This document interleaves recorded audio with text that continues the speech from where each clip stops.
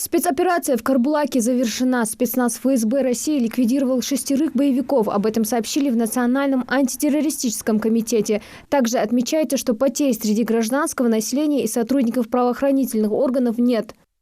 В результате проведенной оперативным штабом НАК в Республике Ингушетия контртеррористической операции нейтрализовано 6 бандитов, заблокированные ранее спецназом ФСБ в одном из многоквартирных домов города Карбулак. Ночью в ходе перестрелки в доме начался пожар, и преступники попытались переместиться на другой этаж. Пожар в настоящее время потушен. Попытки прорыва бандитов из заблокированного дома были пресечены. Личности бандитов предварительно установлены. По имеющимся данным, они являлись приверженцами международной террористической организации ИГИЛ и были причастны к ряду преступлений террористической направленности, в том числе нападению на пост ДПС и убийству 3 сотрудников полиции в марте 2023 года. 3 из них, в том числе главарь банды, находились в федеральном розыске. Потерь среди сотрудников сил правопорядка и пострадавших среди гражданского населения нет. В ходе осмотра места боестолкновения обнаружено автоматическое оружие, боеприпасы к нему, гранаты и самодельное взрывное устройство. Проводятся необходимые оперативно-розыскные мероприятия и следственные действия. Напомню, режим контртеррористической операции был введен в части Карбулака накануне вечером с 19:30. В районе ее проведения были оцеплены несколько улиц: Рабочая, Асканова, Набережная и Джабагиева. Перестрелка и взрывы продолжались до сегодняшнего утра. Спецоперация длилась больше 12 часов. Жителей района еще накануне эвакуировали с помощью силовиков. На месте проведения КТО сегодня побывал глава региона. Махмуд Али Калиматов осмотрел разрушенный дом по улице Асканова, прошелся по всем этажам, дал поручение ответственным ведомствам и службам оценить ущерб и помочь в восстановлении квартир. Правительству республики поручено организовать работу по установлению и оценке ущерба, оказанию помощи пострадавшим в ходе КТО жителям города.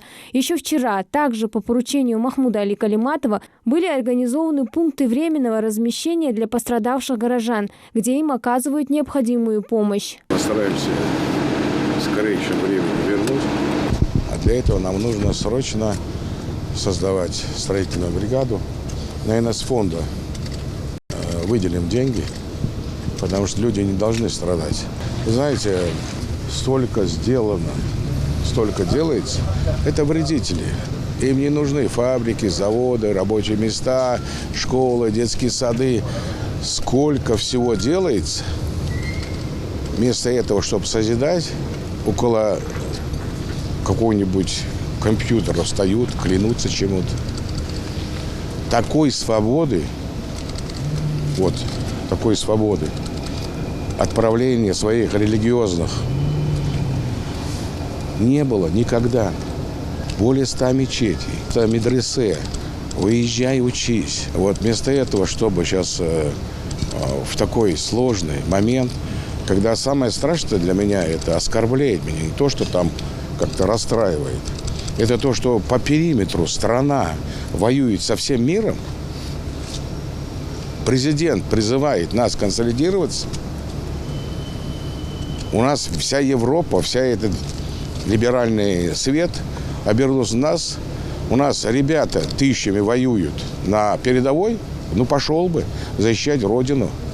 Родина дает зарплату твоим родителям, пенсии, асфальт, дороги, машины, все. Понимаете, я вам сейчас скажу, что неокрепшие души, тем более мозги, это не люди, это не люди. Службы сработали в соответствии с своими приказами, с законом.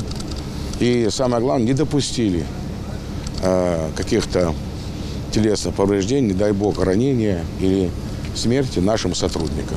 Потому что они ежедневно стоят на страже, как и здесь, в республике, как и в городе Карбулак. Хороший город.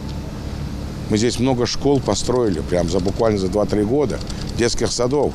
Сейчас стоит вопрос о больнице. Созидаем, говорим, и нет бы в строй встать, пусть не в строй, на сторону хотя бы добра, процветания республики и в целом России. Нет, находятся те, которым нужно обязательно что-то такое сделать. Ну и что, в конечном счете? Те пострадавшие ввиду того, что при спецоперации или что-то еще, это закон предусматривает. Просто нужно что сделать? Это кропотливая работа. И она как бы нелегкая. Но я уже указания дал правительству. Сейчас мы и Министерство строительства, и вице-премьеру Фатрахову. Сейчас они уже бригаду создают. Мы должны оценить ущерб.